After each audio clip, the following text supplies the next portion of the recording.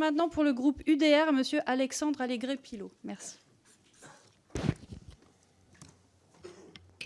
Merci Madame la Présidente, Monsieur le Directeur Général, Monsieur le Directeur des Achats.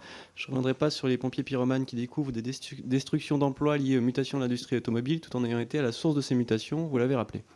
Je ne reviendrai pas non plus sur ceux qui découvrent que les agents économiques font des choix d'optimisation et que si l'État verse des subventions sans condition, c'est sa propre responsabilité. Maintenant, j'aimerais quand même vous interroger sur votre impact stratégique sur la filière en tant que donneur d'ordre ou client majeur par rapport aux sous-traitants français.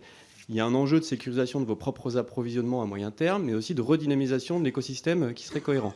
Se pose ici la question, à mon sens, d'une communication claire pour donner suffisamment de visibilité aux sous-traitants au regard de la segmentation de leur capacité de production, leur typologie de production et d'évolution, leur marge de manœuvre là-dessus, au regard du maintien de volume chez plusieurs sous-traitants au sein desquels vous pesez relativement lourd pour avoir une visibilité dans le temps, et le tout dans un travail avec l'État.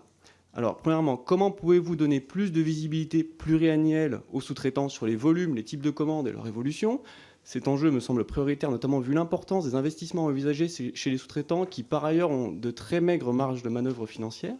Et puis, deuxièmement, le cœur du problème que vous avez évoqué au fil de l'eau, quelle compétitivité pour les constructeurs européens qui n'ont plus les avantages comparatifs et alors que les barrières à l'entrée liées au moteur thermique tombent avec l'essor de l'électrique. On pense à la complexité du moteur, aux normes de sécurité passive, sans parler du coût de l'énergie qui est relativement hors de contrôle ces derniers temps. Donc voilà, quelle visibilité dans le temps donnée aux différents sous-traitants pour leur permettre de s'adapter ou pas, et d'envisager la suite en ayant connaissance de cause. Et puis, le cœur du problème, quelle compétitivité à terme en Union européenne au regard de la chute de ces barrières à l'entrée et des avantages compétitifs qu'on avait. Merci.